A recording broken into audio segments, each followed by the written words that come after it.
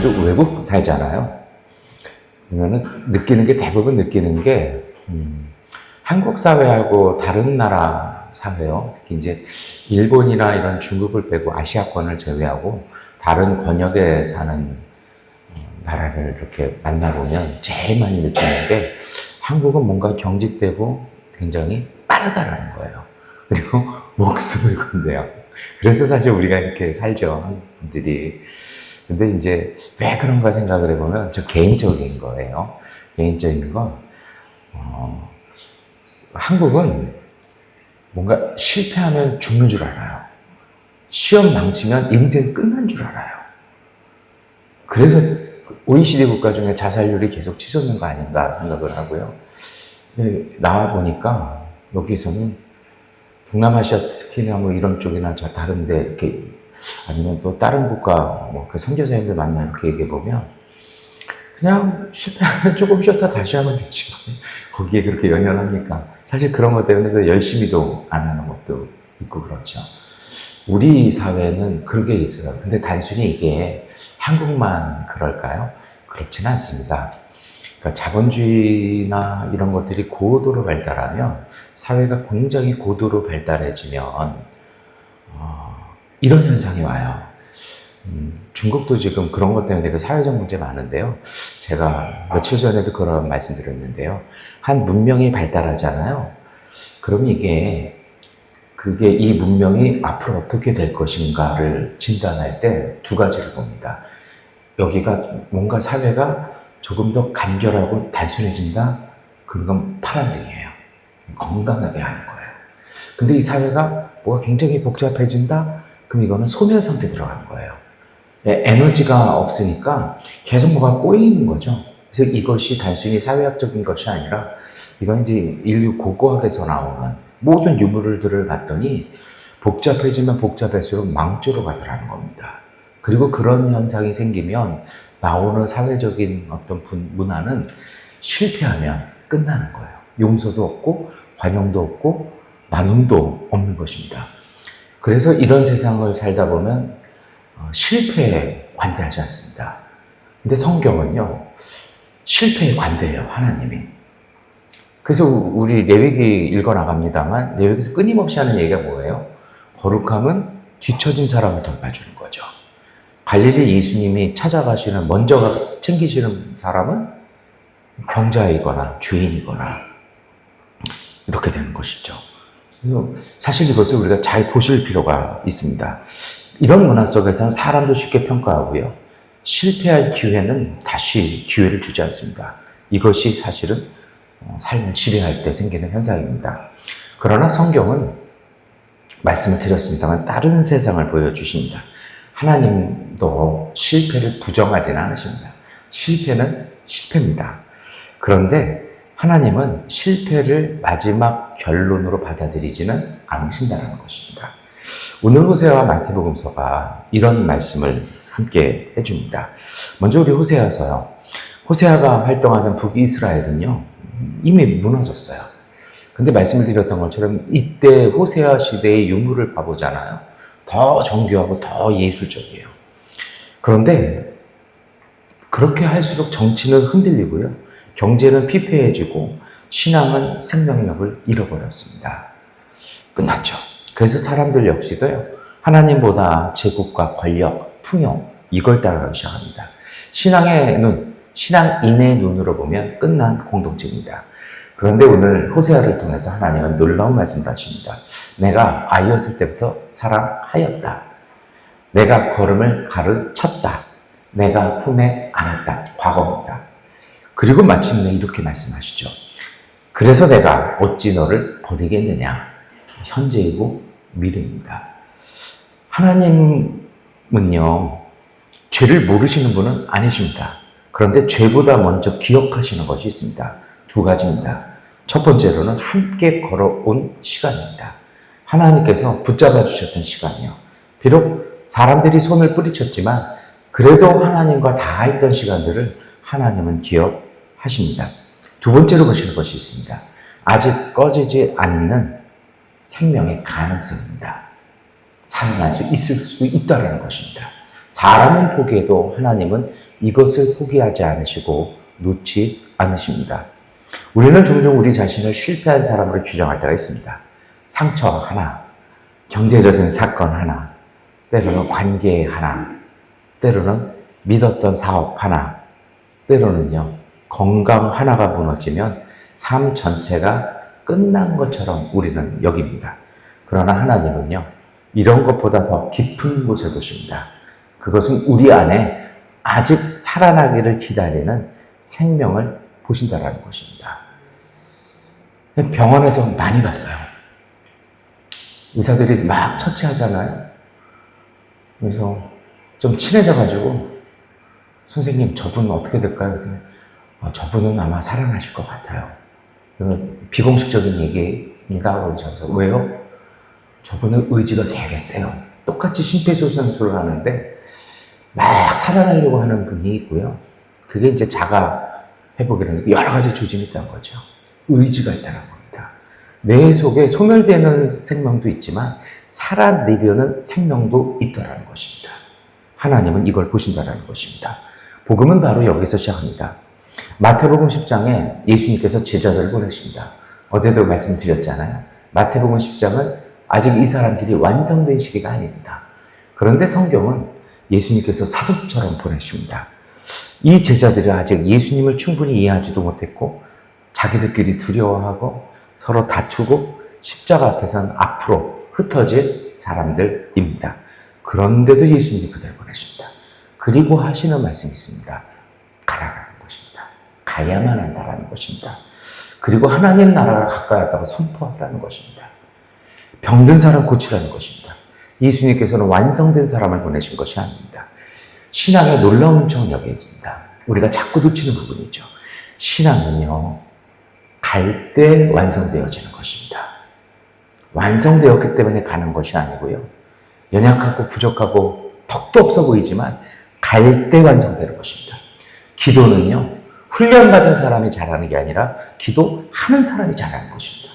능력은요, 그 능력을 가지고 있는 사람이 아니고요. 일을 하고 많이 실패해 본 사람에게 능력과 지혜가 생기는 것입니다. 요셉이 노예로 살지 않았다라면요. 부잣집 도련님으로만 살았다라면 한 국가의 총리 경영할 수 있는 사람 못 됐을 것입니다. 오늘 우리에게도 마찬가지입니다. 우리는 자꾸 내가 준비되면 가겠다고 얘기를 합니다. 그리고 나는 가고 싶지 않다고 얘기를 합니다. 그런데 하나님은요, 가라라고 얘기하십니다. 익숙한 데 가라고 하지 않으시고 자꾸 모르는 걸 자꾸 하라고 들이미십니다. 예전에 제가 세 가지를 놓고 기도했습니다. 첫 번째로 교회 개척 안 한다고요. 두 번째로 선교사는 안 한다고요. 세 번째로 목사님 따라고는 결혼 안 한다고요.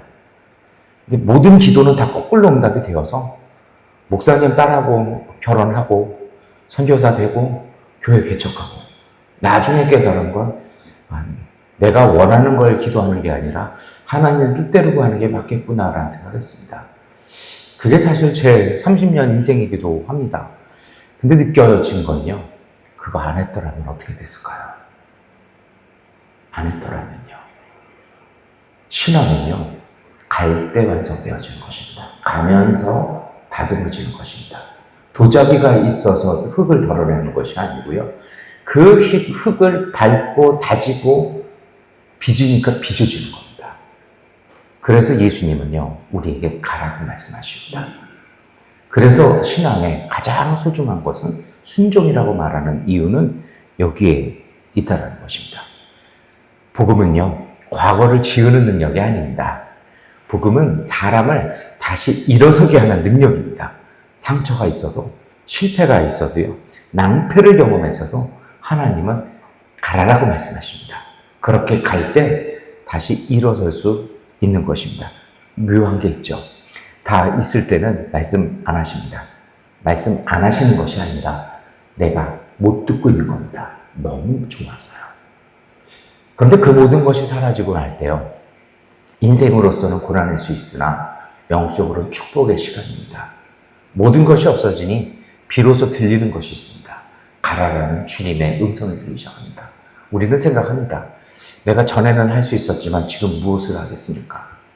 아니요. 그때가 할 때입니다. 왜냐하면 하나님의 은혜로 사는 법을 이제 배우기 시작하는 것입니다. 하나님은 우리를 길 위에 다시 세우십니다. 예수님께서 뜻밖의 말씀을 하십니다. 저는 이 말씀이 참 좋습니다. 너희를 받아들이지 않거든 발에 먼지를 덜고 떠나라. 여기에 대한 여러 가지 해석이 있습니다. 잔데 새벽이라 간략히 말씀드리면요. 이 행동과 태도는요. 분노의 행동이 아닙니다. 나 화났다고 신발 탁탁 털고 두고 보자.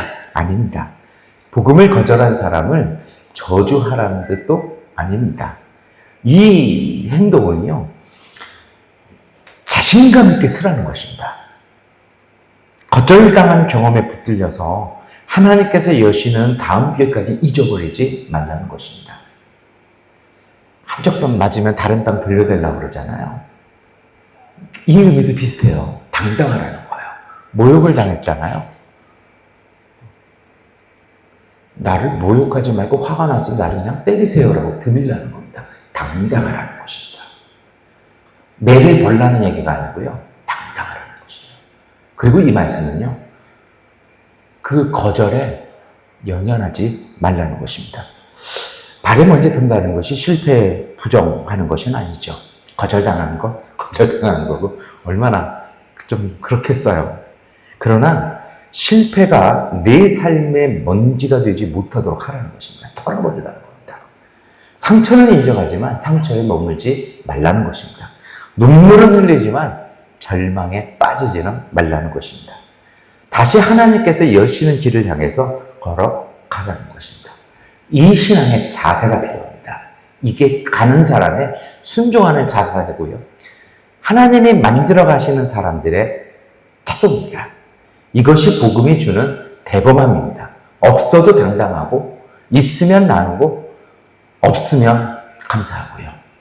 오늘 우리 시대는요. 실패가 두려워서 도전하지 못하게 합니다. 망가지죠. 상실을 부끄러워하게 합니다. 제정신으로 못 살죠. 그래서 꼭 어디에 빠져야 합니다. 그러나 하나님은 전혀 다른 길을 여십니다.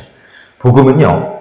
넘어지지 않는 사람을 만드는 것이 아니라 넘어져도 다시 일어설 사람을 만드는 힘입니다. 이게 우리가 믿는 복음입니다. 그리고 이 힘은 우리의 의지가 아니라 하나님의 숨결에서입니다. 호세의 하나님은 포기하지 않는 그 숨결, 그 생명으로 이스라엘을 붙드십니다. 예수님께서는요, 예수님의 생명, 부활의 그 숨결을 통해서 제자들을 세상에 보내십니다. 거칠고 외로운 삶을 살아가는 우리에게도 필요한 것은 더 많은 능력이 아닙니다. 부활하신 예수님께서 제자들을 만나시면서요, 숨을 불어 넣으시면서 너희가 평화하기를 이라고 말씀하시는 것처럼 우리에게도 하나님의 거룩한 숨결, 하나님의 생명, 하나님의 성령이 우리에게 필요합니다. 이 숨결, 하나님의 생명이 우리 안에 머물면 두려움보다는 희망이, 냉소보다는 사랑이 흐르고요. 체념보다는 생명이 다시 움직이기 시작합니다. 그래서 골방의 영성은요. 그 하나님의 숨결을 내 신앙 속에, 내 내면 속에, 내 영혼 속에 다시 흐르도록 일체화하는 것입니다. 내 거친 호흡, 세상의 거친 바람을 숨쉬고 나가는 것이 아니고요. 하나님이 불어넣어 주시는 진리의 공기를요. 하나님의 푸시케를, 하나님의 루아를 그것을 받아들여서 그것으로 숨쉬면서 내 삶 속에 내 몸 안에요. 일체화시키는 것입니다. 그리고 그것이 운행하도록 하는 것이 바로 골방의 영성입니다. 외로워서 혼자서 외톨이로 기도하라는 말씀이 아니고요. 진정한 골방의 의미는 여기입니다. 그렇게 되어질 때 하나님의 은총은 하루를 견디는 힘이 아니라 하루를 생명으로 다스리며 살아가도록 바꾸어 주시는 것입니다. 오늘 이 아침 우리가 이것을 놓고 기도했으면 좋겠습니다. 하나님은 말씀하십니다. 이 백성 내가 어찌하여 버리겠느냐. 예수님은 아직 모자른 제자들에게 말씀하십니다. 가라라고요. 가면 된다라고요. 이 두 말씀 사이에 복음이 있습니다. 포기하지 않는 하나님의 사랑이 있고요. 다시 길을 열어주시면서 만져주시는 하나님의 부르심이 있습니다. 오늘 우리에게도 실패도 있고 상실도 있고 아픔도 있습니다. 그러나 복음은 오늘 우리를 그 자리에 머물게 하지 않습니다. 우리에게 필요한 것이 있죠. 발에 먼지를 터는 것입니다. 자세를 더 당당히 하는 것입니다. 하나님의 숨결을 품어내는 것입니다. 그리고 용기 내어서 믿음으로 하나님을 의지해서 다시 길을 시작하는 것입니다. 그 길 중간중간에 들려오는 주님의 목소리, 하나님의 호흡을 잃지 않는 것입니다. 그 길 끝에서 우리는 비로소 알게 됩니다. 하나님 나라는 실패가 없는 세상이 아니라 실패 속에서도 하나님의 생명이 끊임없이 사랑을 통해서 우리를 만들어 가시고 우리를 완성시켜 주시는 은총의 여정이라는 것을 알게 되는 것, 이것이 바로 은혜입니다. 이 하나님의 숨결이 오늘 우리의 마음과 삶, 우리의 가정, 교회, 우리가 하는 모든 일 속에요. 우리가 하는 모든 사람으로 오늘 우리를 통해서 흘러나가도록, 그래서 그 은혜로 행복하시기를 축원합니다. 기도하겠습니다. 하나님, 넘어지지 않는 삶을 구하기보다 넘어질 때마다 다시 일어설 수 있는 하나님의 거룩한 숨결을 우리에게 주옵소서. 실패와 상실이 우리의 이름이 되지 않게 하시고 이 자리에서도 새로운 길을 여시는 주님을 신뢰하게 하여 주옵소서. 때로 경험하는 거절과 상처를 가슴에 품고 살아가기보다는 발에 먼지를 털고 다시 생명의 길을 걸어갈 담대한 믿음을 주옵소서. 오늘도 메마른 우리의 마음에 하나님의 생기를 불어넣으셔서 지친 사람들에게는 위로를 주시고 넘어진 사람에게는 손을 내미는 복음의 사람, 평화의 사람 되게 하여 주옵소서. 우리의 하루가 크게 성공한 하루가 아니라 생명을 살리고 사랑을 나누는 하나님의 나라가 드러나는 하루가 되게 하여 주옵소서. 예수 그리스도의 이름으로 기도드립니다. 아멘. 기도하는 시간 갖겠습니다.